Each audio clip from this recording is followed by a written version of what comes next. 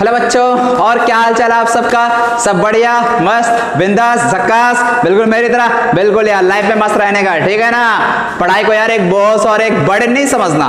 पढ़ाई को यार बिल्कुल मजे में, बिल्कुल इंटरेस्ट है पढ़ाई करने का, ठीक है। और आज जैसा कि हमने यार लास्ट क्लास में बता दिया था कि आज हम लोग क्या पढ़ने वाले हैं, तो आज हम लोग कॉलिगेटिव प्रॉपर्टीज पढ़ेंगे। इससे पहले के लेक्चर में हमने isotropic mixture, types of isotropic mixture, जिसमें मिनिमम बॉइलिंग आइसोट्रॉप, मैक्सिमम बॉइलिंग आइसोट्रॉप, ये सब पढ़ चुके थे, ठीक। तो यार जो बच्चे ये सब वीडियो स्किप किए हैं तो वो जाकर देख ले, ठीक। हाँ, लेकिन यार इस वीडियो को मैं नहीं बोलूंगा कि यार पीछे से बहुत ज्यादा रिलेटेड है, बिल्कुल नहीं ऐसा, ठीक है ना। ये अलग एक तरह से पार्ट ही है, इसलिए कुछ कुछ बुक्स में ये चैप्टर आपको सॉल्यूशन एंड कॉलिगेटिव प्रॉपर्टीज करके आता है, ठीक। तो ये दो जो सॉल्यूशंस पार्ट अब तक हमने पढ़ा और जो कॉलिगेटिव प्रॉपर्टीज आज पढ़ने वाले हैं, ये एक दूसरे से अलग है। और जैसा कि आपको यार हमने पहले ही बता दिया था, कॉलिगेटिव प्रॉपर्टीज 4 टाइप्स के होते हैं, बता दिया था already. Relative lowering in vapour pressure, elevation in boiling point, depression in freezing point and osmotic pressure, ये 4 तरह के कॉलिगेटिव प्रॉपर्टीज है, जिसमें से एक यार ऑलरेडी हम लोग पढ़ चुके हैं, relative lowering in vapour pressure, ठीक। तो बच गया 3। आप लोग ये मत सोचना यार एक ही दिन में तीनों आज खत्म कर डालेंगे, ऐसा नहीं है। हर एक कॉलिगेटिव प्रॉपर्टीज के लिए एक दिन अपने को लगेगा। तो चल यार आज के लेक्चर हम लोग स्टार्ट करते हैं। लेट्स सबसे पहले यार कॉलिगेटिव प्रॉपर्टीज क्या होता है, इस चीज को हम लोग समझ लेते हैं। कॉलिगेटिव प्रॉपर्टीज, ठीक है ना। आगे देखिए यार, शॉर्ट में कॉलिगेटिव प्रॉपर्टीज को सीपी लिखेंगे। कॉलिगेटिव प्रॉपर्टीज देखिए, कुछ प्रॉपर्टीज ऐसे होते हैं केमिस्ट्री में जो कि सॉल्यूट के नेचर पे डिपेंड नहीं करते। क्या बोला मैंने, ध्यान से सुना यार आप लोग। कुछ प्रॉपर्टी ऐसे होते हैं जो सॉल्यूट के नेचर पे डिपेंड नहीं करते, वो नंबर ऑफ सॉल्यूट पार्टिकल पे डिपेंड करते हैं। किस पे डिपेंड करते हैं बच्चों? नंबर ऑफ सॉल्यूट पार्टिकल पे डिपेंड करते हैं। और ऐसे प्रॉपर्टीज को ही कॉलिगेटिव प्रॉपर्टीज कहा जाता है। मतलब बहुत ही सिंपल हो गया definition, those properties or such properties which depends only on the number of solute particle, not upon their nature। ध्यान से देखना, not upon their nature, such properties will be called colligative property। तो यार मैं definition यहाँ पे लिख देता हूँ यार, तुम लोग भी नोट करते चलना। those properties which depends only upon the nature of solute, sorry यार उल्टा लिख दिया, only on the number of solute particles, only on the solute particles, not on their nature। समझ में आ रहा है ना। अब देख यार, टेंशन ना लो यार तुम लोग, अभी हम एक एग्जांपल से अच्छे से यार इस चीज को क्लियर कर देते हैं। डेफिनेशन क्या लिखे? Those properties which depends only on the number of solute particles। यार बहुत ही इंपॉर्टेंट पॉइंट है ये, ठीक है। पूरा डेफिनेशन में यही पार्ट को आपको ध्यान में रखना है। ऐसे प्रॉपर्टीज जो केवल और केवल नंबर ऑफ सॉल्यूट पार्टिकल पे डिपेंड करता हो, ना कि उसके नेचर पे। मतलब क्या है इसका? नॉट ऑन देयर नेचर का मतलब क्या है? मतलब ये कि आप सॉल्यूट क्या ले रहे हो ना, उससे मतलब नहीं है। मतलब बस इससे है कि आप कितना सॉल्यूट के पार्टिकल्स को ले रहे हो। आप ग्लूकोज ले रहे हो, यूरिया ले रहे हो, सुक्रोज ले रहे हो, इससे मतलब नहीं है। आप कितने मॉलिक्यूल्स, कितने पार्टिकल्स ग्लूकोज का ले रहे हो, कितने सुक्रोज के पार्टिकल्स ले रहे हो, कितने यूरिया के पार्टिकल्स ले रहे हो, इससे मतलब है। नंबर ऑफ पार्टिकल से मतलब है, नेचर ऑफ पार्टिकल से मतलब, नेचर ऑफ सॉल्यूट से मतलब नहीं है, ठीक। तो यार इसको हम लोग एक बहुत ही सिंपल एग्जांपल लेकर हम लोग एक समझते हैं। जैसा कि relative lowering in vapour pressure यार तुम लोग को पढ़ा दिए, यदि नहीं पढ़े होगा तो यार लास्ट अपना लेक्चर पढ़ा है, आप लोग देख लेना वहां जाके, तो समझ ले यार। बहुत ही सिंपल एग्जांपल है यार। उम्मीद है यार relative lowering in vapour pressure का एक्सप्रेशन क्या होता है ना, आप लोगों को याद होगा। क्या होता है यार बच्चों, बताओ जरा क्या होता है यार, बता दे बच्चों। कैमरा से यार अपना काम क्या है, कैमरा से पूछना, फिर अपने खुद ही जवाब देना। कोई बात नहीं यार, यही जिंदगी अभी बचा है जीने को। देखिए यार ये क्या है, P not minus P S upon P not and this equal to what बच्चों? Mole fraction of solute. यही है relative lowering in vapour pressure, P not minus P S upon में पी नॉट। पी नॉट क्या होता है? Vapour pressure of pure solvent. P S क्या? Vapour pressure of solution. P not again क्या है? Vapour pressure of pure solvent. और X solute mole fraction of solute, ठीक। अब देखिए एक एग्जांपल के थ्रू हम लोग इस कॉलिगेटिव प्रॉपर्टीज का मतलब को समझते हैं। मान लें हमारे पास एक लिक्विड सॉल्यूशन है, ठीक। और इस लिक्विड सॉल्यूशन में हमने चल यार मैं मान लेता हूँ 30 ग्राम यूरिया लेता हूँ मैं, ठीक है ना बच्चों। 30 ग्राम यूरिया लिया और इसमें वाटर 90 ग्राम है मान ले, ठीक। इसमें वाटर कितना है? 90 ग्राम वाटर रखा हुआ। पहला सॉल्यूशन ये है, ठीक। फर्स्ट सॉल्यूशन ये है। एक हम और सॉल्यूशन ले रहे हैं जिसमें सॉल्वेंट तो आगे 90 ग्राम ही है, ठीक है। लेकिन यहाँ पे जो यहाँ पे मैं ग्लूकोज नहीं ले रहा, यहाँ पे मैं सॉरी यहाँ पे यूरिया था ना, यहाँ पे मैं यूरिया के जगह ग्लूकोज ले रहा हूँ, 90 ग्राम ग्लूकोज ले रहा हूँ, समझना, 30 ग्राम यूरिया, यहाँ पे 90 ग्राम मैंने ग्लूकोज को लिया। एक और सॉल्यूशन ले लेते हैं यार, देखना यार समझना। यहाँ पे मैं NaCl लेता हूँ, ठीक है, और NaCl का अमाउंट कितना लूँगा, 27.25 ग्राम NaCl, और यहाँ पे भी ये 90 ग्राम वाटर है एज अ सॉल्वेंट, ठीक है। 3 एग्जाम्पल मैं ले रहा हूँ, फर्स्ट है urea solution, glucose solution, and third NaCl in water solution, ठीक। अब इस तीनों एग्जांपल के हेल्प से यहाँ पे देखो यार, ये जो है ना P0 minus PS by P0, ये क्या है, relative lowering in vapour pressure, RLVP, relative lowering in vapour pressure, and this equal to what, क्या होता है बच्चा, मोल फ्रैक्शन ऑफ सॉल्यूट। तीनों केस में हम लोग यार relative lowering in vapour pressure calculate करेंगे। तीनों केस में अपने को क्या कैलकुलेट करना, RLVP का वैल्यू कैलकुलेट करना, ठीक। पहले तो यार ये सब ऑलरेडी यार बताया, जल्दी से यार तुम लोग कैलकुलेट करके बता दे, मैं यहाँ पे कैलकुलेट कर रहा हूँ, आप उधर कैलकुलेट करो, आप मेरे से फास्ट रहोगे यार। RLVP जल्दी से आप लोग कैलकुलेट करो। देखिए मोल fraction of solute, mole fraction, देखिए अब मैं बच्चों की तरह नहीं बताऊंगा, मोल फ्रैक्शन पता चला यूरिया का निकाल रहा है, मोल फ्रैक्शन वाटर का निकाल रहा है, और फिर आराम से मैं ना, अब मैं डायरेक्ट एक स्टेप में यार ये काम करने वाला, ठीक है ना। यहाँ पे क्या दिया, मास दिया ना, ऊपर हम लोग मोल फ्रैक्शन ऑफ सॉल्यूट लिखना है, मतलब मोल्स ऑफ किसका आएगा, यूरिया का आएगा, नीचे में किसका आएगा, यूरिया प्लस क्या आएगा, वाटर आएगा, यही आएगा ना। जगह यार कम पड़ गया, बड़ा टेंशन है यार, बड़ा दिक्कत है। मोल्स ऑफ यूरिया कितना हो जाएगा, मोल्स ऑफ यूरिया देखना 30 ग्राम में 30/60 दैट इज 0.5, देखिए मैं डायरेक्ट लिख रहा हूँ। फिर यहाँ पे moles of urea 0.5, 90 gram water, 90 gram water कितना मोल्स होता है, बता यार, बता 5 मोल्स, ठीक। तो इस तरह से ये 0.5 और अपॉन में कितना आ गया 5.5। यदि मैं यहाँ पे डिवाइड करूँ तो यार पॉइंट उड़ गया, 511 मतलब 1/11 आ गया। देखिए जो बच्चा को नहीं समझ में आया तो नोट कर लेना, ठीक।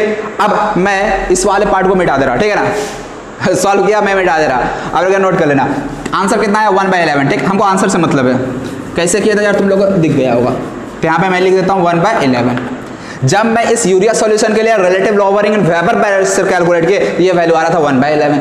चलिए अब इस वाले सॉल्यूशन के लिए फिर से करते हैं, RLVP, अब फिर मोल्स ऑफ क्या आएगा, ग्लूकोज, 90 ग्राम ग्लूकोज, कितना हो जाएगा यार इसका मोल फ्रैक्शन, तो पहले तो मोल्स ऑफ ग्लूकोज ऊपर लिखना पड़ेगा, 90 अपॉन मॉलिक्यूलर मास ग्लूकोज का 180, तो ये कितना हो गया 0.5, फिर ग्लूकोज का मोल 0.5 और 90 ग्राम वाटर, यानी ये भी 5, मतलब ये भी अब वही वैल्यू आ गया 0.5/5.5, पॉइंट उड़ा और फिर से 1/11 ही आ गया यार बच्चों, समझ में आ रहा है ना, आ रहा है ना समझ में।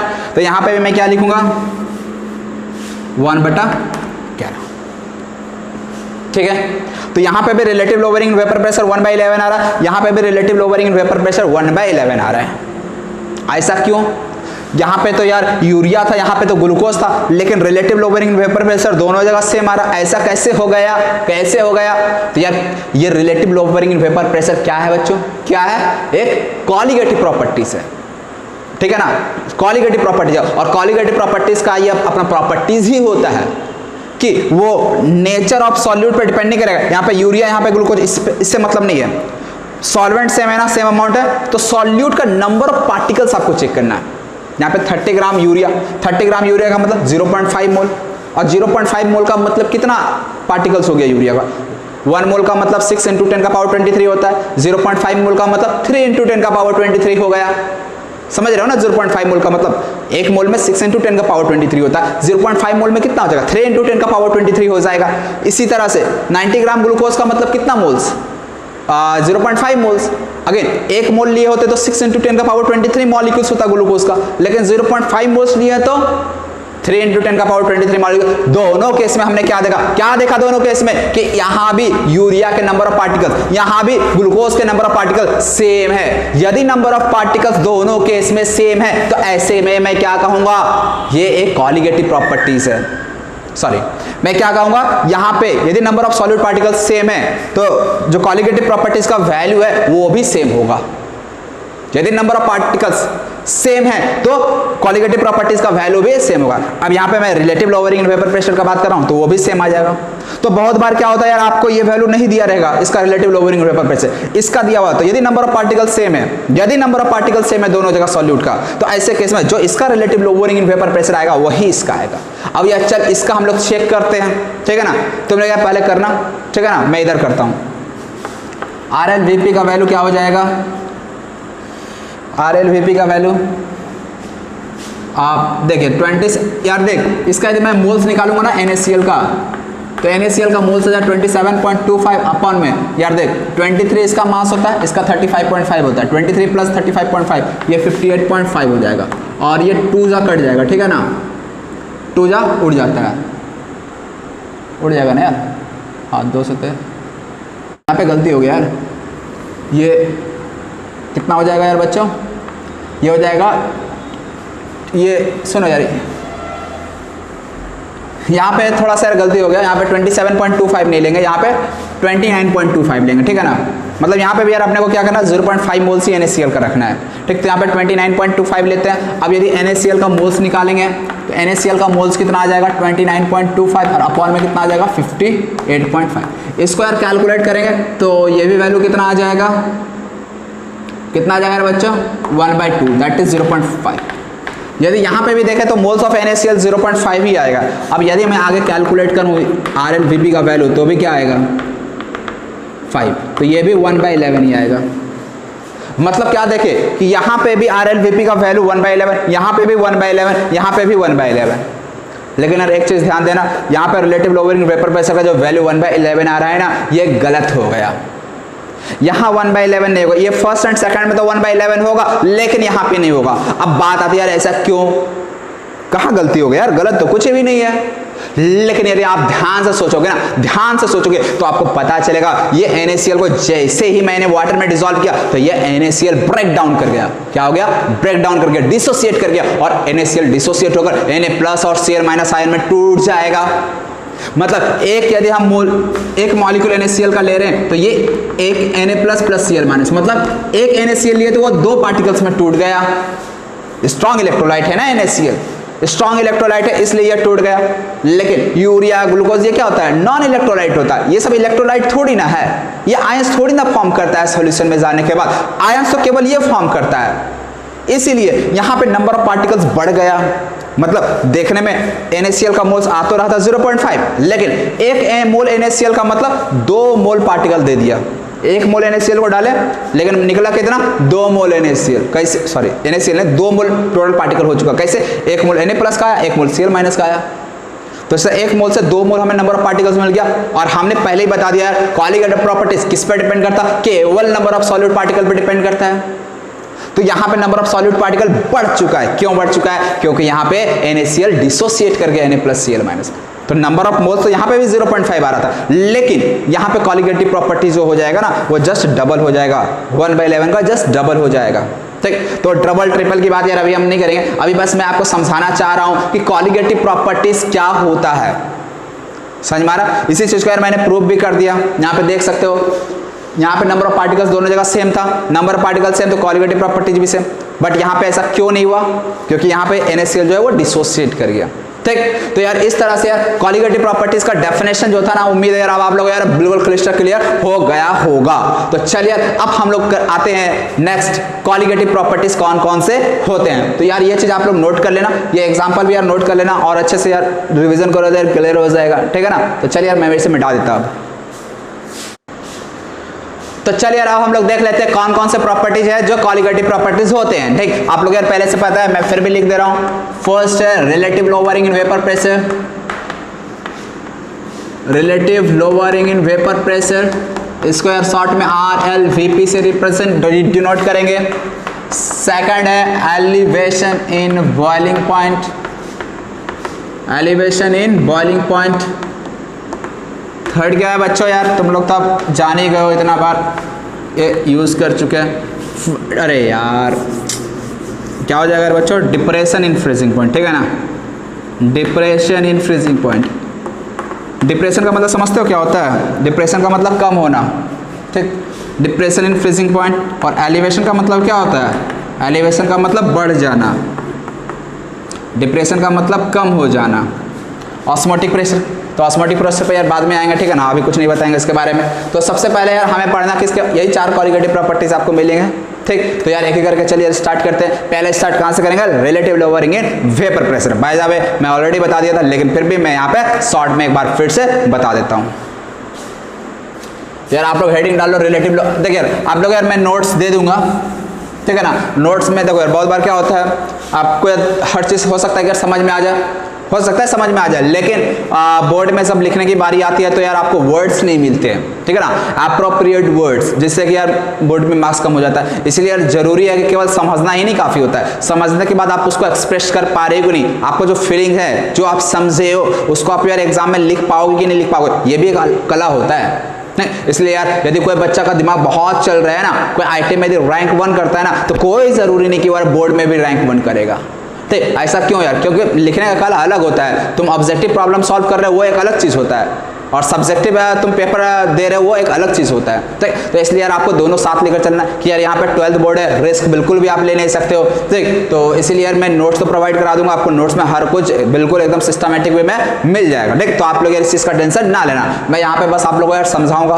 तो यार लिखना बैठ गया तो यार पता चला एक तो ऐसे यार इतना लेक्चर हो चुका है सोल्यूशन चैप्टर का, और ज़्यादा बढ़ाना नहीं चाहते, ठीक है ना। तो relative lowering in vapour pressure, तो नाम से ही पता चला लोअरिंग इन वेपर प्रेशर, और यहाँ पे भी क्या आ गया, relative lowering in vapour pressure. ये P not minus P S क्या है, लोअरिंग इन वेपर प्रेशर। अब बाय में क्या हो जाता है नीचे पी नॉट, और दिस इक्वल टू क्या होता है, मोल फ्रैक्शन ऑफ सॉल्यूट। ठीक है बच्चों, पी नॉट क्या होता है, vapour pressure of pure solvent, vapour pressure of pure solvent. फिर पी एस क्या होता है, वेपर प्रेशर ऑफ सॉल्यूशन। और यहाँ पे क्या ऑब्जर्व होता है, पी नॉट का वैल्यू जो है वो पी एस से ग्रेटर होता है। पी नॉट का वैल्यू पी एस से क्यों ग्रेटर होता है, इसी चीज़ को अपना को समझना है। ठीक, ऑलरेडी यार ये सब समझा चुके हैं, ठीक है ना, मैं फिर भी यार समझा दे रहा हूँ। देखो हमारे पास ये कंटेनर है, इसमें लिक्विड रखा हुआ, ठीक है, कोई लिक्विड होगा, मान लिया हमारे पास ए है, सॉल्वेंट ए है। अब क्या हो रहा है, ये पहले वेपर बना रहा था, कंटेनर को क्लोज करना मत भूलना, पता चला यार वहाँ से जो वेपर निकल रहा है वो भाग गया, यदि वेपर ही भाग गया तो वेपर प्रेशर की बात ही नहीं करेंगे, ठीक है ना। इसलिए यार कंटेनर हमेशा बंद करना। ठीक, यहाँ पे क्या हुआ यार, वेपर बना रहा था, खूब वेपर बना रहा था। ठीक, फिर उसके बाद क्या हुआ, कुछ समय के बाद ये कुछ प्रेशर एक्सर्ट करेगा इसी के सरफेस पे, जिसको हम लोग क्या कहते हैं, वेपर प्रेशर कहते हैं। ठीक, तो जो प्योर सॉल्वेंट के द्वारा वेपर बन रहा था, वेपर प्रेशर लग रहा था, उसे मैं पी नॉट से डिनोट कर दिया, समझ में आ रहा है, प्योर सॉल्वेंट के द्वारा। अभी सॉल्यूट को हमने ऐड नहीं किया, ठीक, तो इसलिए यहाँ से वैल्यू आया पी नॉट। अब क्या होगा, अब हमने इसमें एक नॉन वोलेटाइल सॉल्यूट ऐड किया। यार देखो डेफिनेशन में ये इंपॉर्टेंट है यार, आप लोग किस तरह का सॉल्यूट को ऐड कर रहे हो। तो यहाँ पे जो रिलेटिव लोअरिंग वेपर प्रेशर जो आता है ना, वो क्यों आता है, नॉन वोलेटाइल सॉल्यूट को सॉल्वेंट में ऐड करने से आता है। बहुत इंपॉर्टेंट पॉइंट है। तो जब हम लोग इसमें नॉन वोलेटाइल सॉल्यूट ऐड करेंगे, मान लिया नॉन वोलेटाइल सॉल्यूट हमने इसमें ऐड कर दिया, और नॉन वोलेटाइल सॉल्यूट का मतलब क्या है, ऐसे सॉल्यूट जिनका वेपर नहीं बनेगा, और जनरली क्या होता है, सॉलिड ही नॉन वोलेटाइल सॉल्यूट होता है। तो जैसे मान लिया मैंने ग्लूकोज, यूरिया, सुक्रोज ये सब ऐड कर दिया, NaCl ऐड कर दिया, KCl ऐड कर दिया, यदि ये सब मैं ऐड कर दूंगा तो क्या होगा, वो तो यार वेपर बनाएगा नहीं, वो वेपर बनाएगा नहीं, तो अब होगा क्या, जरा समझना। यहाँ पे ए था, अब ए के साथ साथ बी भी आ जाएगा। क्लियर है, मतलब अब यहाँ पे सरफेस पे पहले तो यार खूब सारा वेपर बन रहा था ना, जरा समझना। अब ये सॉल्वेंट के मॉलिक्यूल है, ये सॉल्वेंट के मॉलिक्यूल है, सॉल्वेंट के मॉलिक्यूल है, सॉल्वेंट के मॉलिक्यूल है। ठीक, देखिए यार ये सब ए है। पहले तो यहाँ पे भी सॉल्वेंट था, यहाँ पे भी सॉल्वेंट था, यहाँ पे भी सॉल्वेंट था, हर जगह यार सॉल्वेंट था। ठीक, हर जगह यार सॉल्वेंट था, यहाँ पे भी सॉल्वेंट था, यहाँ पे भी सॉल्वेंट, यहाँ पे भी सॉल्वेंट, मतलब हर पॉइंट से यार वेपर फॉर्म कर रहा था ये। लेकिन जैसे नॉन वोलेटाइल सॉल्यूट आ जाएगा तो क्या होगा यार बता, जहां नॉन वोलेटाइल सॉल्यूट आ गया तो अब जो सरफेस था ना, सरफेस पे अब कुछ parts, some of the parts of surface will be occupied by non volatile solute. मतलब यहाँ पे देख रहे हो, यहाँ पे बी आ गया, यहाँ पे देख रहे हो, यहाँ पे बी आ गया, यहाँ पे देख रहे हो, यहाँ पे बी आ गया, यहाँ पे देख रहे हो, यहाँ पे बी आ गया। और जैसे ही नॉन वोलेटाइल सॉल्यूट आ जाएगा तो होगा क्या, जहां से पहले वेपर बहुत बन रहा था वहां से वेपर बनना रुक जाएगा। समझ रहे हो ना यार, कितना सिंपल है। पहले यार हर पॉइंट से सल्फर बन रहा था, यहाँ पे भी जो बी बी यहाँ पे दिख नहीं रहा यार, ये सब बी है, ठीक है ना, ये सब बी है, ठीक है, ये बी है, बी है, बी है, बी है। पहले तो यार हर जगह से वेपर बन रहा था, लेकिन नॉन वोलेटाइल सॉलिड ऐड कर दिए तो वो तो वेपर बनाएगा नहीं, तो वहां से वेपर का बनना रुक गया। इसका मतलब, अच्छा जैसे मैंने ए में बी को ऐड कर दिया तो अब मैं क्या बोलूंगा, अब मैं बोलूंगा पीएस। अब हम लोग वेपर प्रेशर ऑफ सॉल्वेंट की बात नहीं कर सकते, अब हम लोग वेपर प्रेशर ऑफ सॉल्यूशन की बात करेंगे। समझ में आ रहा है ना, वेपर प्रेशर ऑफ सॉल्यूशन की बात करें। क्यों, सॉल्यूट को ऐड कर दिया सॉल्वेंट में, सॉल्यूशन तैयार हो गया, इसलिए जो भी अब प्रेशर लगेगा सॉल्यूट के प्रेजेंस में, सॉल्यूट के प्रेजेंस में जो भी प्रेशर लगेगा उसे हम लोग वेपर प्रेशर ऑफ सॉल्यूशन कहेंगे, पीएस। अब बात आती है पीएस का वैल्यू क्या हो चुका, कम हो चुका। क्यों कम हो चुका यार, समझ में आ ही रहा होगा, इसलिए P not greater than PS होता है, यानी vapour pressure of pure solvent जो होता है वो प्योर सॉल्यूशन से ज़्यादा होता है, ठीक। और यहीं पे कितना ज़्यादा कितना कम आया, पी नॉट था vapour pressure pure solvent, PS था सॉल्यूशन का प्रेशर वेपर प्रेशर, माइनस करते तो ये क्या हो गया, लोअरिंग इन वेपर प्रेशर, मतलब सॉल्यूट को ऐड करने से कितना प्रेशर कम हुआ। मान लिया पहले पी नॉट का वैल्यू 500 था, सॉल्यूट को ऐड कर दिया 450 हो गया, 450 हो गया, 450 हो गया, तो कितना से कम हो गया वेपर प्रेशर, 50 से, तो लोअरिंग इन वेपर प्रेशर बोलेंगे 50, मतलब पी नॉट माइनस पीएस का वैल्यू 50। और इसी को यदि मैं पी नॉट से फिर से डिवाइड मार दिया, मतलब vapour pressure of pure solvent से फिर से मैंने डिवाइड मार दिया, तो इसे मैं क्या कह देता हूँ, relative lowering in vapour pressure. और ये चीज आप एक्सपेरिमेंटली देखिए, ये चीज अब फिर एक्सपेरिमेंटली आया कि ये जो वैल्यू होता है ये मोल फ्रैक्शन ऑफ सॉल्यूट के बराबर होता है। सॉल्यूट क्या था, बी था, फिर मैं यहाँ पे सॉल्यूट, ये एक्सपेरिमेंटली आया, ठीक। तो यही है relative lowering in vapour pressure का कॉन्सेप्ट। और जब भी न्यूमेरिकल बनाना तो यार आप लोगों को बताएं, आप लोग इससे बेहतर होगा कि यार ये यूज किया करो, न्यूमेरिकल के लिए आप लोग ये यूज करें, P not minus P S upon में पी एस, और यहाँ पे एन बी बाई एन है, बी क्या है सॉल्यूट है, ए क्या है सॉल्वेंट है, लिख लेना यार, बी क्या होता है सॉल्यूट, ए क्या होता है सॉल्वेंट, ठीक है ना। तो इस तरह से यार relative lowering of vapour pressure का कॉन्सेप्ट यही था, ठीक। तो आप लोग यार मैं नोट्स प्रोवाइड करा दूंगा, नोट्स में आप लोग यार मिल जाएगा जो भी रिलेटिव लोअरिंग के बारे वेपर प्रेशर के बारे में, बाकी चीज़ यार मैंने यहाँ पे समझा दिया, ठीक। और इस पे प्रॉब्लम एक मैं करवा देता हूँ, ठीक है ना, एक प्रॉब्लम मैं करवा देता हूँ, उसके बाद फिर हम लोग एलिवेशन इन बॉइलिंग पॉइंट पे चलेंगे। तो यार आप लोग नोट कर लेना जो भी आपको लगे कि इंपॉर्टेंट है, ठीक। मैं क्वेश्चन लिख देता हूँ अब। तो देख यार सवाल यहाँ पे दिख रहा होगा आपको, चलिए यार ऑलरेडी यार पढ़ाया हुआ टॉपिक है, वीडियो पॉज करके आप लोग सॉल्व करो। चलो यार मैं इधर सॉल्व करता हूँ क्वेश्चन को। Calculate weight of urea which must be dissolved in 400 gram of water so that final solution has vapor pressure 2% less than vapor pressure of pure water। सबसे पहले यार vapour pressure of final solution कितना दिया है, 2% less दिया vapour pressure of pure water से, ठीक। और हमें कैलकुलेट क्या करना, वेट ऑफ यूरिया कैलकुलेट करना, which must be dissolve in 400 gram of water.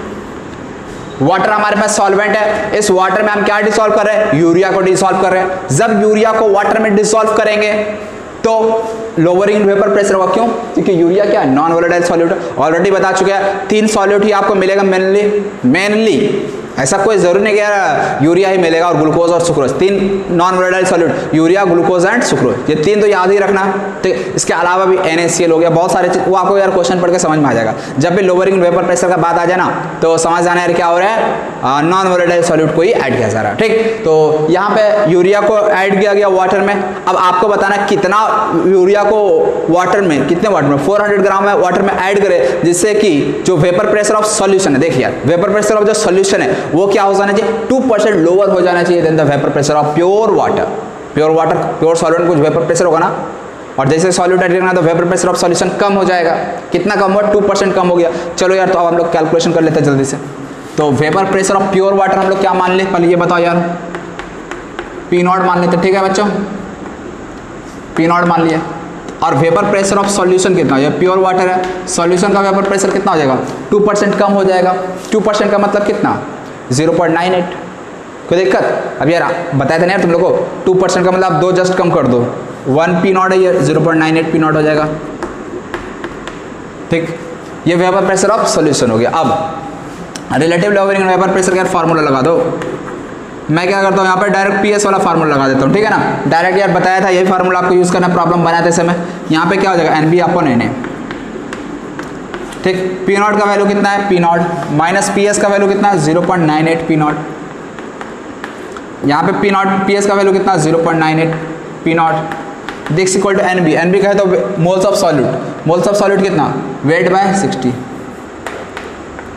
ये चीज समझ में आया। एन बी क्या है, मोल्स ऑफ सॉल्यूट, सॉल्यूट क्या है, यूरिया, यूरिया का वेट हमें निकालना है तो डब्ल्यू मान लेते हैं, और मोल्स क्या हो जाएगा, weight by molecular weight, urea के लिए 60 होता है, डिवाइडेड बाय सॉल्वेंट, सॉल्वेंट कितना है 400 ग्राम, अब बाय में कितना 18। कोई दिक्कत है यहाँ तक, कोई दिक्कत नहीं। इसको यार उड़ाओ, पी नॉट उड़ गया, ये कितना बचा 0.02 अपॉन में 0.98, इसको यार पॉइंट उड़ाओ, जहाँ उड़ रहा है उसको उड़ा दो, ये W/60 और ये हो जाएगा 18 अपॉन में 400, ठीक है ना, ये 18 है। अब क्या W निकालना है यार, अब बता यार, निकलने जाएगा तुम लोग से, ये 2 से उड़ाओ, इसको भी जो उड़ रहा उड़ा दो। W इक्वल टू क्या हो जाएगा, W इक्वल टू 60 और 400 को उधर भेजो, 60 400 को उधर भेजें, बाय में क्या आ जाएगा 18 एंड 49। हाँ चलो यार ये हो गया। तो अब यार इसको कैलकुलेट कर लो, ठीक है ना, मैं आंसर लिख दे रहा हूँ डायरेक्ट। आंसर यहाँ से देखो यार, जो आंसर है वो 27.2 ग्राम आ रहा है, ठीक है। तो आप लोग यार कैलकुलेशन खुद से कर लेना, ठीक है ना। तुम लोग यार मेरे जैसा ना है कि यार सर ने लिख दिया तो मैं भी लिख लूँगा, नहीं यार ये सब काम एकदम बिल्कुल नहीं कर रहा। तुम लोग यार पहले ही बता दिए, जहाँ भी कैलकुलेशन आएगा खुद से करना, ठीक है ना। ये सब गंदा आदत आप लोग यार नहीं डालना है, ठीक। तो चलिए यार ये हो गया रिलेटिव लोअरिंग वेपर प्रेशर। अब हम लोग नेक्स्ट कॉलिगेटिव प्रॉपर्टीज पे आते हैं, और नेक्स्ट जो कॉलिगेटिव प्रॉपर्टीज वो क्या है बच्चों, एलिवेशन इन बॉइलिंग पॉइंट। तो चलिए यार इसको जल्दी से नोट कर लो, मैं मिटा दे रहा हूँ, और हम लोग नेक्स्ट आते हैं एलिवेशन इन बॉइलिंग पॉइंट पे। चल बच्चा लोग हेडिंग डाल लो यार, एलिवेशन इन बॉइलिंग पॉइंट बहुत ही इंपॉर्टेंट टॉपिक है, बहुत ही ज़्यादा, एलिवेशन इन बॉइलिंग पॉइंट, ठीक। सबसे पहले यार एलिवेशन इन बॉइलिंग पॉइंट को समझने से पहले आप लोग को यार बॉइलिंग पॉइंट का मतलब समझना पड़ेगा, और मैंने पहले ही बॉइलिंग पॉइंट को बहुत अच्छे से अपने तरीके से समझा दिया। तो यदि कोई बच्चा फर्स्ट टाइम यदि इस वीडियो को देख रहे हैं तो जहाँ यार बॉइलिंग पॉइंट आप लोग पहले समझ के आओ, उसके बाद यहाँ आना, अदरवाइज सब ऊपर से पार होगा, ठीक। फिर भी यार एक बार बता देता हूँ, ठीक है ना, दिल नहीं मानता बट क्या करा जाए, समझ लो यार एक बार बॉइलिंग पॉइंट फिर से, ठीक है ना। मैं शॉर्ट में बता दे रहा हूँ बॉइलिंग पॉइंट होता क्या है। बॉइलिंग पॉइंट क्या होता है, temperature at which vapour pressure of solution becomes equal to external pressure. Solution बोलो या जो भी सॉल्वेंट बोलो, ठीक है ना, सॉल्वेंट हो सकता है, सॉल्यूशन ऑफ किसी का भी हो सकता है, vapour pressure of any substance becomes equal to external pressure, ऐसे, और ये जिस टेम्परेचर पे हो जाएगा उसी टेम्परेचर को बॉइलिंग पॉइंट कहते हैं, ठीक। जैसा कि एक एग्जांपल से मैं समझा देता हूँ, ये लिक्विड सॉल्यूशन है, यहाँ पे कुछ एक्सटर्नल प्रेशर होगा, अब बताए थे यदि ये कंटेनर ओपन है, यदि कंटेनर ओपन है तो एक्सटर्नल प्रेशर का वैल्यू क्या हो जाता है, 1 atm हो जाता है। यदि ओपन कंटेनर है तो ये 1 atm हो जाएगा, या फिर यही चीज़ आपको मिलेगा 760 mmHg लिखा हुआ, या फिर ऐसा भी मिल सकता है 76 सेंटीमीटर Hg, ठीक है बच्चों, ऐसा मिलेगा।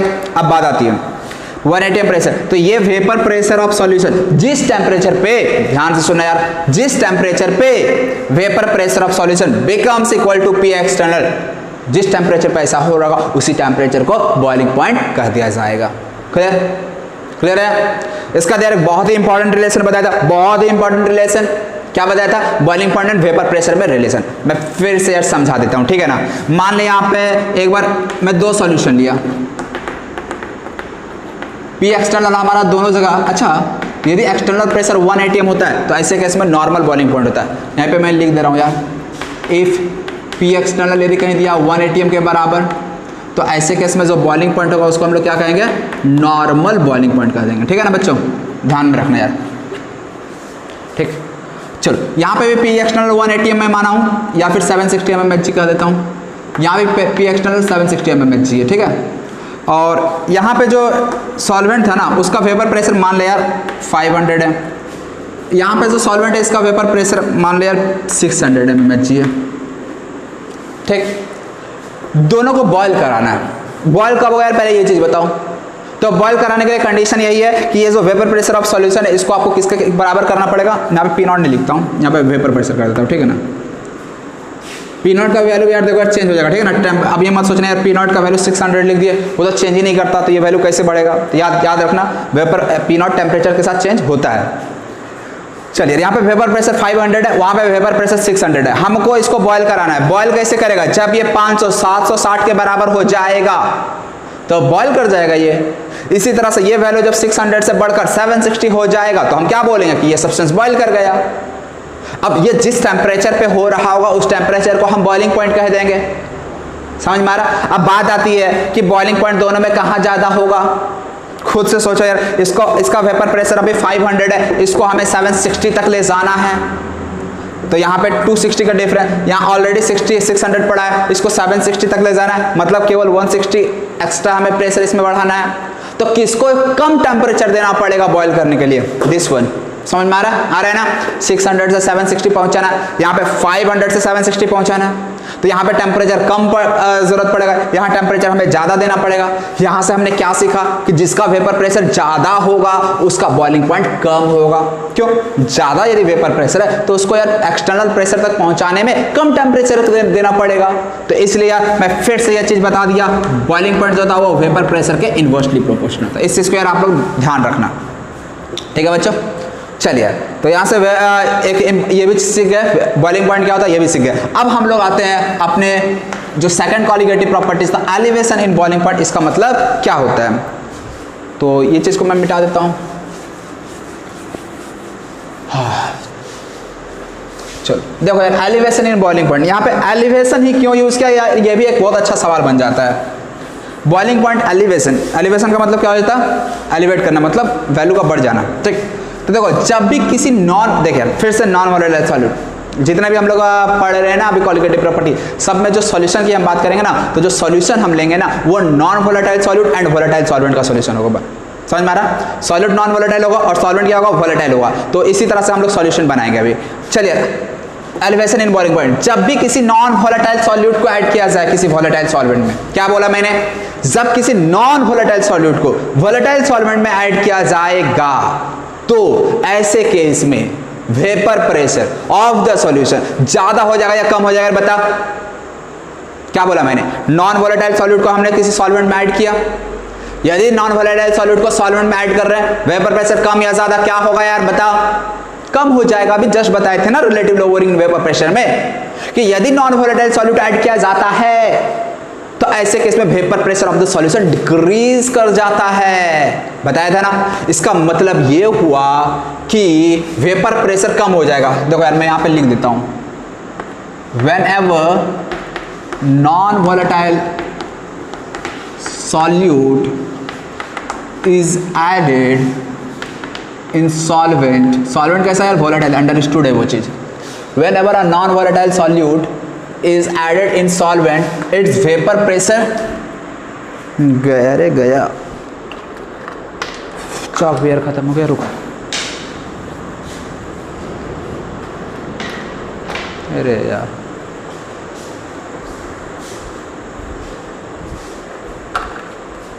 चलो यार देखो when non volatile solute is added in solvent क्या होगा? its vapor pressure, अरे यार its vapor pressure क्या हो जाएगा? डिक्रीजेस। वेपर प्रेशर क्या होगा बच्चों? डिक्रीज। अब यार आप लोगों को बताना, यदि वेपर प्रेशर डिक्रीज हो रहा है तो बॉइलिंग पॉइंट क्या होगा? क्या होगा यार जरा बता? बॉइलिंग पॉइंट बढ़ेगा। समझ में आ रहा है ना? वेपर प्रेशर डिक्रीज हुआ, बॉइलिंग पॉइंट बढ़ जाएगा। मतलब मैं यहाँ डायरेक्ट लिख सकता हूँ whenever a non-volatile solute is added in solvent, its vapor pressure decreases and boiling point increases। बस यही चीज आपको समझना था कि वेपर प्रेशर घट रहा है, बॉइलिंग पॉइंट बढ़ रहा है, इसलिए इसका नाम क्या पड़ गया? Elevation in boiling point. समझ में आया कि नहीं आया? नहीं आया? चलिए एक और तरीके से मैं समझा देता हूँ इस चीज को। ठीक, बस यार आप लोग ध्यान इधर देना। प्रेशर एक्सटर्नल प्रेशर तो फिक्स रहेगा। मान ले यार ऊपर से जो प्रेशर पी एक्सटर्नल लग रहा है ये मैं मान लेता हूँ, कुछ भी मान ले यार 760 जो भी मानना है मान ले, 760 mmHg है। ठीक, पहले जब इसमें केवल सॉल्वेंट था, ध्यान से देखो, सुना यार ध्यान से, जब केवल सॉल्वेंट था तो मैं P0 का वैल्यू लिख दिया, मान ले यार मैं 550 mmHg लिख दे रहा, ठीक है ना? जब ओनली यहाँ पे क्या था प्रेजेंट? ओनली सॉल्वेंट था। तब जब ओनली सॉल्वेंट था तो 550 mmHg था और एक्सटर्नल प्रेशर कितना था? 760 था। क्लियर है? अब मैं क्या किया, इसी सॉल्यूशन में, देखिए इसी सॉल्यूशन के सॉल्वेंट में बोलेंगे, इसी सॉल्वेंट में जब हम लोग सॉल्यूट को भी ऐड कर देंगे, एक्सटर्नल प्रेशर सेम है 180 MPa, ठीक, या 760 mmHg को। जब इसमें अब हम लोग सॉल्यूट सॉल्वेंट दोनों ऐड कर देंगे, यानी यहाँ पे अब आ गया हमारा सॉल्यूट भी एंड सॉल्वेंट भी। यदि सॉल्यूट सॉल्वेंट दोनों आ गया तो ऐसे में अब क्या होगा, यहाँ पे PS का वैल्यू हम लोग को लिखना पड़ेगा। यहाँ पे तो सॉलिड सॉल्वेंट था 550, सॉल्यूशन आ चुका, वैल्यू क्या हो जाएगा, चेंज हो जाएगा। अब यार तुम लोग बताओ 550 से वैल्यू बढ़ जाएगा या कम हो जाएगा? कम हो जाएगा। क्लियर है ना ये चीज़? कम क्यों हो जाएगा? क्यों हो जाएगा? क्योंकि सॉल्यूट जो है नॉन वोलेटाइल है, और हमें पता है यार नॉन वोलेटाइल सॉल्यूट ऐड करते हैं वेपर प्रेशर कम हो जाता है। मान लो यार 500 mmHg हो गया। क्लियर? अब हमें बताना है कि सॉल्यूट नॉन वोलेटाइल सॉल्यूट को ऐड करने के बाद बॉइलिंग पॉइंट बढ़ेगा या कम होगा? खुद से सोचो यार। यहाँ पे 550 था, इसको बॉयल कराने के लिए इस वेपर प्रेशर को कहाँ तक ले जाना होगा, 760 तक ले जाना होगा। यहाँ पे प्रेशर ऑफ सॉल्यूशन कितना है, 500, इसको कहाँ तक ले जाना होगा, 760 तक ले जाना होगा। तो बताओ यार सॉल्यूशन का बॉइलिंग पॉइंट बढ़ा कि कम हुआ? बताओ क्या हो जाएगा? बढ़ जाएगा बॉइलिंग पॉइंट। क्यों बढ़ जाएगा यार? इसको 500 से 760 तक ले जाना, इसको तो यार 550 से ही 760 तक ले जाना था ना, तो इसलिए यहाँ पे बॉइलिंग पॉइंट बढ़ जाता है। क्यों? वेपर प्रेशर कम, बॉइलिंग पॉइंट बढ़ गया। क्लियर है सब चीज? क्लियर है ना अभी ये चीज? बहुत अच्छी बात, बहुत अच्छा, वेरी गुड यार, शाबाश यदि समझ गए तो। अब क्या देखते हैं यार? हाँ, एक चीज याद रखना, प्रेशर बढ़ रहा तो बॉइलिंग पॉइंट में जो इंक्रीमेंट है ना बहुत ज़्यादा नहीं होता है। ऐसा नहीं कि 10-20 डिग्री सेल्सियस इंक्रीज कर जाता है, ऐसा नहीं है। 0.5 1 डिग्री 2 डिग्री बहुत हो गया है, बस ऐसा ही इंक्रीमेंट देखने को मिलता है, ऑब्जर्व होता है। ठीक, तो यहाँ पे ये चीज़ तो समझ में आ गया, बॉइलिंग पॉइंट इंक्रीज कर गया। इसी को हम लोग क्या कर दिया, एलिवेशन इन बॉइलिंग पॉइंट। इसी चीज़ को हम लोग एक बार फिर से ग्राफ से समझते पहले। ठीक, उसके बाद हम लोग एलिवेशन इन बॉइलिंग पॉइंट का, अच्छा रुको यार यहाँ पे मैं समझा देता हूँ, ठीक है ना, उसके बाद ग्राफ पे आ जाऊँगा। यहाँ पे देखो boiling point of pure solvent दिख रहा ना यार तुम लोग को? चलिए यार दिख रहा होगा। Boiling point of pure solvent, pure solvent का बॉइलिंग पॉइंट को कुछ से डिनोट करना पड़ेगा, तो मैं उसे डिनोट करता हूँ T0B से। ठीक है ना, T0B का मतलब boiling point of pure solvent. और इसी तरह से बॉइलिंग पॉइंट ऑफ सॉल्यूशन को क्या से डिनोट करूंगा यार? बॉइलिंग पॉइंट ऑफ सॉल्यूशन को मैं TB से डिनोट कर रहा हूँ। क्लियर है? सॉल्यूशन का मतलब क्या, जब सॉल्यूट ऐड कर दिया सॉल्वेंट में तो वो सॉल्यूशन बन गया, और सॉल्यूशन का बॉइलिंग पॉइंट को मैं TB से डिनोट कर रहा हूँ। क्लियर है यहाँ तक बच्चा? क्लियर है? चल बहुत अच्छी बात। अब तुम लोग यार बताना T0B और TB में कौन बड़ा होगा? T0B का वैल्यू बड़ा होगा, सॉरी यार सॉरी, TB का वैल्यू बड़ा होगा। किसका वैल्यू बड़ा होगा? TB। सॉल्यूशन का बॉइलिंग पॉइंट बढ़ जाएगा ना, इसका बॉइलिंग पॉइंट बढ़ जाएगा, वेपर प्रेशर कम हो गया इसलिए। क्लियर?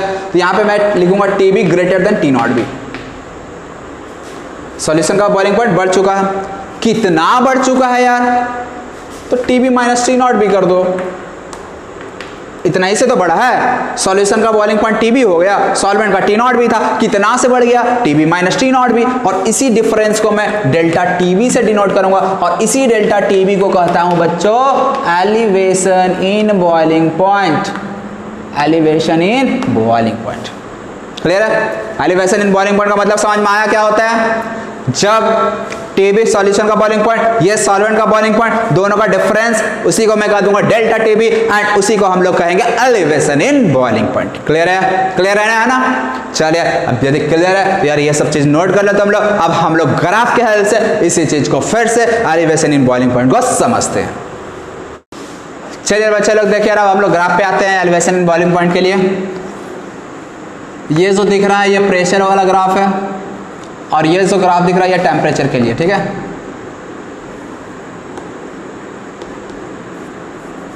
टेम्परेचर, और ये क्या है बच्चों?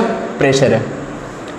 अब जो प्रेशर वर्सेस टेम्परेचर का जो ग्राफ आता है ना, एक यार क्लासियस क्लैपेरॉन इक्वेशन होता है। ठीक, थर्मोडायनेमिक्स आप लोग यार पढ़ाए होंगे, नहीं पढ़ाए हैं तो आप लोग यार एक बार जाके देख लेना। ठीक, बस यार नहीं भी याद है कोई बात नहीं यार, बस याद रखना यार जो नेचर ऑफ कर्व, जो नेचर ऑफ ग्राफ होता है ना वो कर्व होता है। ठीक, ऐसा कुछ होता है यार, कुछ ज़्यादा ये हो गया। ये है प्रेशर वर्सेस टेम्परेचर का ग्राफ। ठीक, और ये जो ग्राफ मैंने ड्रॉ किया ना ये प्योर सॉल्वेंट के लिए है। प्योर मतलब कि इसमें अभी सॉल्यूट हमने ऐड नहीं किया, सॉल्यूट हमने ऐड नहीं किया। मैं जानना चाहता हूं इस सॉल्वेंट का बॉइलिंग पॉइंट क्या होगा।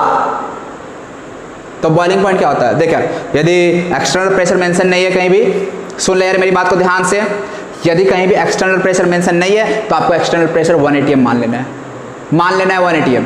यदि एक्सटर्नल प्रेशर मेंशन ना हो तो, ठीक है ना बच्चों, ध्यान से यार, चलिए मान लिया यहाँ पे हमारा पी एक्सटर्नल का वैल्यू 1 ATM आ रहा है, ये जो वैल्यू है यही है 1 ATM। तो इस 1 ATM पे मतलब ये प्योर सॉल्वेंट का ग्राफ है, तो प्योर सॉल्वेंट का वेपर प्रेशर किस टेम्परेचर पे 1 ATM होगा, और जिस टेम्परेचर पे भी vapour pressure of solution 1 ATM के बराबर हो जाएगा, उसी टेम्परेचर को मैं उस सॉल्वेंट का बॉइलिंग पॉइंट कह दूंगा। एक्सटर्नल प्रेशर 1 ATM है ना, तो vapour pressure of pure solvent को कहां तक ले जाना पड़ेगा, 1 ATM तक। जैसे ही 1 ATM हो गया, जिस टेम्परेचर पे भी vapour pressure of solvent 1 ATM के बराबर हो जाएगा, वही टेम्परेचर उसका बॉइलिंग पॉइंट कहलाएगा। तो यार चलो चेक करते हैं 1 ATM प्रेशर किस टेम्परेचर पे हो रहा है, नीचे टेम्परेचर है ही है, तो यहाँ से देख लिया टेम्परेचर क्या रहा है, ये वाला। इसका मतलब इसे मैं क्या कह दूंगा, T0B कह दूंगा। समझ में आ रहा T0B क्यों लिखे, समझ में आया ना, प्योर सॉल्वेंट का बात हो रहा है इसलिए यहाँ पे नॉट लगा दिए। यदि नॉट लगा हुआ है, डिग्री लगा हुआ है, ठीक है ना, जो भी बोलो, ये जो लगा है इसका मतलब ये प्योर सॉल्वेंट का बॉइलिंग पॉइंट बता रहे हैं। क्लियर है यहाँ तक। अब मैं सॉल्यूशन का वेपर प्रेशर वर्सेस टेम्परेचर का ग्राफ ड्रॉ करना चाहता हूँ। तो यार तुम लोग बताओ, किसी एक पर्टिकुलर टेम्परेचर पर यदि बात करूँ, किसी एक पर्टिकुलर टेम्परेचर पर मैं बात करूँ, तो वेपर प्रेशर का जो ग्राफ होगा वो मतलब सॉल्यूशन का वेपर प्रेशर इस प्योर सॉल्वेंट से ज़्यादा हो जाएगा या कम हो जाएगा, ये बताओ। प्रेशर जो वेपर प्रेशर है वो इस प्योर सॉल्वेंट से ज़्यादा हो जाएगा या कम हो जाएगा, कम हो जाएगा। बताए थे ना कि यदि कभी किसी सॉल्वेंट में सॉल्यूट को, नॉन वोलेटाइल सॉल्यूट को ऐड कर देते हैं, तो ऐसे में pressure of vapour pressure of solution कम हो जाता है। इसका मतलब ये हुआ, यदि मैं सॉल्यूशन का ग्राफ यहाँ पे ड्रॉ करूँ तो वो इसके ऊपर से पार होगा कि नीचे से पास होगा, क्या बोलूँगा मैं, नीचे से पास होगा। मतलब यदि ये सॉल्वेंट का था तो जो सॉल्यूशन का कर्व होगा ना वो कुछ यार कुछ ज़्यादा ही नीचे हो गया,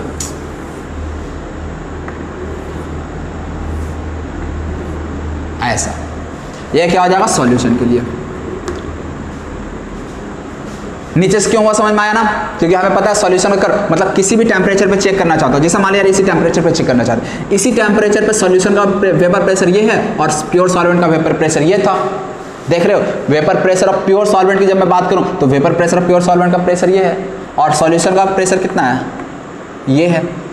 तो सॉल्यूशन का वेपर प्रेशर कम आ रहा है ना, सॉल्वेंट का वेपर प्रेशर ज़्यादा आ रहा है ना, सेम टेम्परेचर पे आना भी चाहिए। प्योर सॉल्वेंट का वेपर प्रेशर ज़्यादा होता है, सॉल्यूशन का वेपर प्रेशर कम होता है, तो इसीलिए ग्राफ क्या होगा, नीचे से आएगा। इतना चीज़ क्लियर है। अब हम लोग जानना चाहते हैं इस ग्राफ के हेल्प से एलिवेशन इन बॉइलिंग पॉइंट को कैसे समझेंगे, ठीक। तो तुम ही लोग यार बताओ, तुम ही लोग बताओ यार इस ग्राफ में जरा सा सोच कर कि सॉल्यूशन का बॉइलिंग पॉइंट किस टेम्परेचर पर रीच करेगा, बॉइलिंग पॉइंट सॉल्यूशन का किस टेम्परेचर पे होगा, कैसे समझेंगे यार इसी चीज को। तो देख यार सॉल्यूशन का बॉइलिंग पॉइंट की बात कर रहे हैं ना, तो देख लो यार सॉल्यूशन का प्रेशर कहाँ पे जाके 1 ATM हो रहा है, जहां पे भी सॉल्यूशन का प्रेशर 1 ATM हो जाए, जिस भी टेम्परेचर पे सॉल्यूशन का जिस भी टेम्परेचर पे सॉल्यूशन का वेपर प्रेशर 1 ATM हो जाता है, वही टेम्परेचर उसका बॉइलिंग पॉइंट हो जाएगा। अब यार हम कैसे देखें कि सॉल्यूशन का प्रेशर 1 ATM कहाँ हो रहा है, किस टेम्परेचर पे हो रहा है, देखते हैं यार। ये प्रेशर 1 ATM वाला कर्व है ना, इसी को मैं आगे बढ़ा देता, आगे बढ़ाया, कहाँ पे सॉल्यूशन को कट गया, यहाँ पे किया ना। इसका मतलब इस सॉल्यूशन वाले में ये वाला जो पॉइंट है ना, ध्यान से देखना है, ये जो पॉइंट है ना, इसी पॉइंट पे प्रेशर 1 ATM हो जा रहा है सॉल्यूशन के लिए। और यदि इस पॉइंट पे प्रेशर 1 ATM हो रहा है तो इसका करस्पॉन्डिंग टेम्परेचर चेक करो यार, करो टेम्परेचर चेक, क्या आ रहा है, ये वाला आ रहा है ना, समझ में आ रहा है ना, क्या हो रहा है, कैसे हो रहा है। अब इसी को मैं क्या कह दूंगा यार, ये टेम्परेचर कब है, तो इसको मैं TB से डिनोट कर दूंगा। समझ में आया क्या हुआ, मुझे पहले प्योर सॉल्वेंट का चेक करना था, प्योर सॉल्वेंट का देखिए यार 1 ATM प्रेशर कहाँ हो रहा है, यहाँ पे हो रहा है, ये प्योर सॉल्वेंट का कर्व था। प्योर सॉल्वेंट के लिए टेम्परेचर देखा T0B, फिर सॉल्यूशन का ग्राफ नीचे क्यों आया, ये चीज क्लियर है ना, क्लियर है ना, क्यों आया नीचे से, क्योंकि सॉल्यूशन का वेपर प्रेशर कम हो जाएगा उससे। उसके बाद हमने चेक किया कि यार 1 ATM प्रेशर किस टेम्परेचर पे हो रहा है, तो 1 ATM सॉल्यूशन पे गए तो यहाँ पे कट किया। ये सब पॉइंट नहीं लेंगे क्योंकि ये वाला 1 ATM नहीं हो रहा है, ये भी 1 ATM से बढ़ गया, 1 ATM केवल एक्जैक्टली इसी पॉइंट पे आ रहा है, इसीलिए मैं उस 1 ATM का करस्पॉन्डिंग टेम्परेचर चेक किया, ये आया TB। और तुम लोग को बताए थे, क्या बताए थे, सॉल्यूशन का बॉइलिंग पॉइंट ज्यादा होगा, वेपर प्रेशर कम होता है सॉल्यूशन का, बॉइलिंग पॉइंट बढ़ जाता है। देख रहे हो बॉइलिंग पॉइंट बढ़ चुका प्योर सॉल्वेंट से, TB यहाँ से क्या देख रहे हो, ग्रेटर देन T0B दिख रहे हैं। और ये जो डिफरेंस आएगा ना TB माइनस T0B, यही डिफरेंस क्या कहलाएगा, एलिवेशन इन बॉइलिंग पॉइंट। आया समझ में बच्चों, आया समझ में कि नहीं आया, आया ना, बहुत अच्छी बात यार, शाबाश बच्चों। अब यहाँ पे ये जो डिफरेंस है यार, कचरा हो जाता है यार मेरे से, चलिए यार थोड़ा छोटा, ये जो डिफरेंस आ रहा है यही वाला है डेल्टा, यही जो है ना ये डेल्टा टीवी है, मतलब एलिवेशन इन बॉइलिंग पॉइंट है। क्लियर है? तो ग्राफ में एलिवेशन इन बॉइलिंग पॉइंट किस तरह से देखेंगे, क्लियर है ये चीज? ठीक है बच्चों, सब बढ़िया, सब मस्त, क्लियर है ना? चलिए क्रिस्टल क्लियर। तो अब इस तरह से एलिवेशन इन बॉइलिंग पॉइंट का जो कॉन्सेप्ट था वो हमने समझ लिया। अब हम लोग थोड़ा एक्सप्रेशन की बात कर लेते हैं। मान लिया यार हमको वैल्यू निकालना है कि किसी भी सॉल्यूशन में हमने इतना सॉल्यूट ऐड किया तो कितना बॉइलिंग पॉइंट एलिवेट करेगा, ये हम जानना चाहते हैं। तो ये कैसे निकालेंगे? तो यार टेंशन नहीं, एक्सपेरिमेंटली ये चीज देखा गया। ठीक, मैंने टर्म यूज किया एक्सपेरिमेंटली, और जब मैं एक्सपेरिमेंटली यूज किया तो ये मत बोलना कि यार यही क्यों हुआ। ठीक है ना? एक्सपेरिमेंटली मैंने बोला, तो एक्सपेरिमेंटली ये ऑब्जर्व किया गया कि जो बॉइलिंग पॉइंट में जो एलिवेशन होता है ना, ये डायरेक्टली प्रोपोर्शनल होता है मोलैलिटी के। बच्चों क्या चीज के प्रोपोर्शनल होता है बच्चों?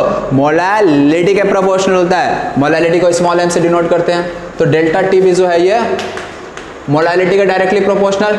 यहां से फिर मैं क्या बोलूंगा? प्रोपोर्शनलिटी साइन हटाऊंगा, एक कांस्टेंट आएगा, और कांस्टेंट जो आता है उसको मैं के बी कहूंगा, के बी इंटू एम। और यहाँ पे अब यार इंपॉर्टेंट है कि यहाँ पे एम मोलैलिटी है। केबी का नाम क्या होता है यार? केबी का दो नाम होता है, ठीक है ना? बहुत अजीब नाम है, मैं लिख देता हूँ, एब्यूलियोस्कोपिक कांस्टेंट। एब्यूलियोस्कोपिक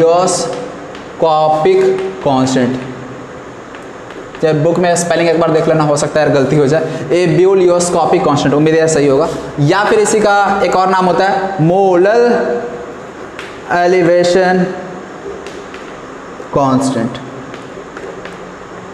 मोलर एलिवेशन कांस्टेंट, ये दोनों नाम होता है केबी के लिए। ठीक, अब बात आती है यार केबी को किस तरह से देखिए। जब एक कांस्टेंट आता है तो यार केमिस्ट्री में यार बोर्ड पॉइंट ऑफ व्यू से देखें तो ये क्या होता है, पूछ दिया जाता है कांस्टेंट को किस तरह से डिफाइन करते हैं। ठीक, और कंपटीशन में यार एक बार नीट 2018 में सवाल भी आ गया था। क्या सवाल था मैं बता देता हूँ। उससे पहले यार आप लोग एक चीज़ जान लो कि जो केबी का जो वैल्यू होता है ना, केबी का वैल्यू, ये केवल और केवल नेचर ऑफ सॉल्वेंट पे डिपेंड करता है। किस चीज़ पे डिपेंड करता है? नेचर ऑफ सॉल्वेंट पे। इसका मतलब यदि सॉल्वेंट चेंज हुआ ना तभी केबी का वैल्यू चेंज होगा, बाकी चीज़ से चेंज नहीं होने वाला केबी का वैल्यू। ठीक, तो इस चीज़ को मैं नोट करके लिख देता हूँ यार।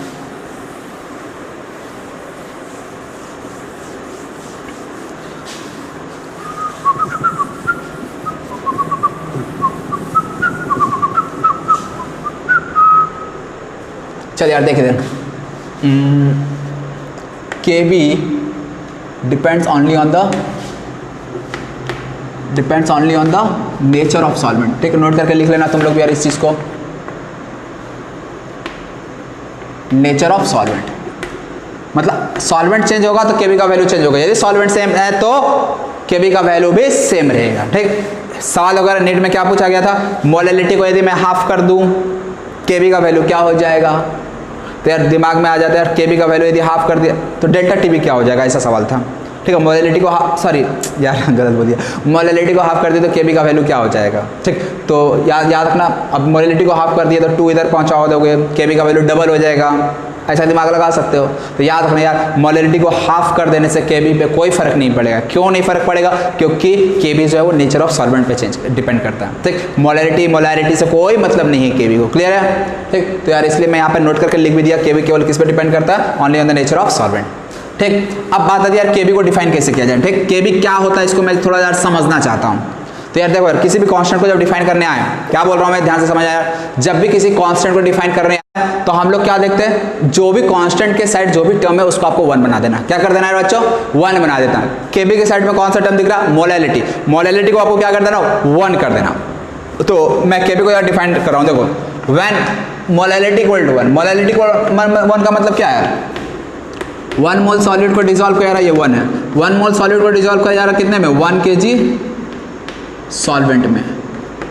ठीक, तो जब भी 1 मोल सॉलिड को 1 kg सॉल्वेंट में डिसॉल्व किया जाएगा तो समझना यार, यहाँ से हमें क्या मिल जाएगा? डेल्टा टीबी इक्वल टू क्या मिल दिया? केबी। यही हुआ ना, मतलब मैं इसको ऐसा ही बोल सकता हूँ, केबी इक्वल टू क्या हो गया? Delta TB. क्लियर ये चीज? मतलब ये कि जो केबी होता है ना, ebullioscopic constant, ebullioscopic constant is equal to the elevation in boiling point when 1 mole solute is dissolved in 1 kg of solvent. That's it, खत्म। क्या बोला मैंने, समझा? Kb or ebullioscopic constant is defined as the elevation in boiling point when 1 mole of solute is dissolved in 1 kg of solvent। मतलब क्या, 1 mole solute is dissolved in 1 kg of solvent. इसका मतलब क्या हुआ, इसका मतलब यही कि आपको क्या करना, मोलैलिटी ऑफ द सॉल्यूशन 1 बना देना है, और मोलैलिटी ऑफ द सॉल्यूशन 1 तो Kb बराबर डेल्टा Tb। मतलब जो भी एलिवेशन इन बॉइलिंग पॉइंट आया होगा इसके करस्पॉन्डिंग, यानी जब हम लोग 1 मोल सॉल्यूट को 1 kg सॉल्वेंट में ऐड किए तो इसके करस्पॉन्डिंग कुछ तो डेल्टा Tb का वैल्यू आया होगा, कुछ तो elevation in boiling point observe हुआ होगा। तो जो भी elevation in boiling point observe हो रहा है, कब elevation in boiling point observe हो रहा है, कब, जब 1 मोल सॉल्यूट को 1 kg सॉल्वेंट में ऐड करें तब। तो जो भी elevation in boiling point observe हो रहा है उसी को हम कह देंगे उस सॉल्वेंट का Kb, ebullioscopic कांस्टेंट। क्लियर है? तो यार डिफाइन करना, तो यार मैं डिफाइन कर देता हूं Kb को। It may be defined as the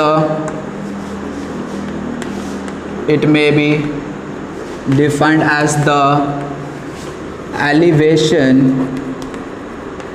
in boiling point when 1 mole of solute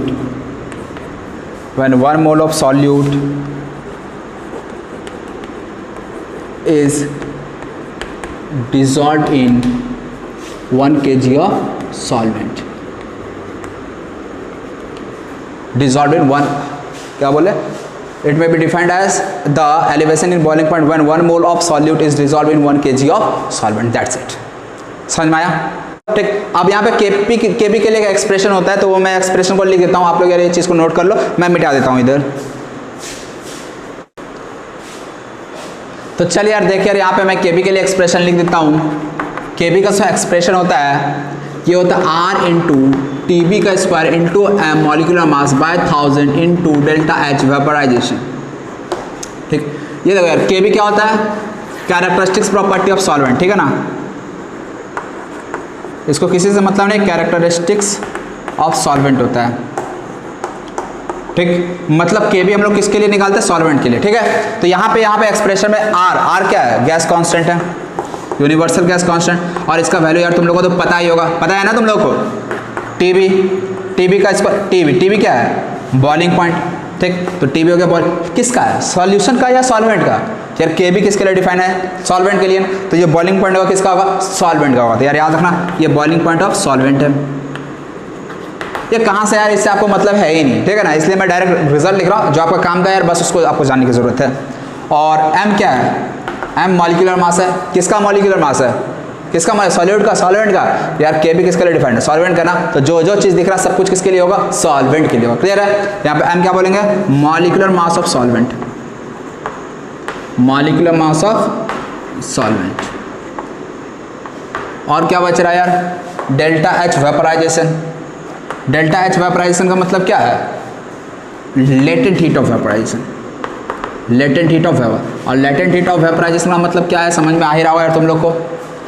मतलब क्या, जब कोई सब्सटेंस बॉयल कर रहा होगा तो बॉइलिंग के दौरान कुछ हीट वो एब्जॉर्ब करता है ना, तो जो भी हीट एब्जॉर्ब कर रहा होगा ड्यूरिंग बॉइलिंग, ठीक, तो वही हीट को हम लोग डेल्टा H वेपराइजेशन लिख रहे हैं। ठीक है, तो यार ये सब वैल्यू आपको क्वेश्चन में दे दिया जाएगा, तो आप Kb आसानी से निकाल लोगे। ठीक, बहुत बार क्या होता है यार, मान लिया एलिवेशन इन बॉइलिंग पॉइंट पूछा गया और आपको Kb का वैल्यू ये स्मॉल है, मोलैलिटी तो दिया है, Kb का वैल्यू नहीं दिया है, Kb का वैल्यू की जगह पे ये सब वैल्यू दिया हुआ है, तो कोई दिक्कत नहीं यार, ये सब वैल्यू पता है तो Kb यहाँ से निकाल लोगे, Kb यहाँ पे पुट कर दोगे, डेल्टा Tb आ जाएगा।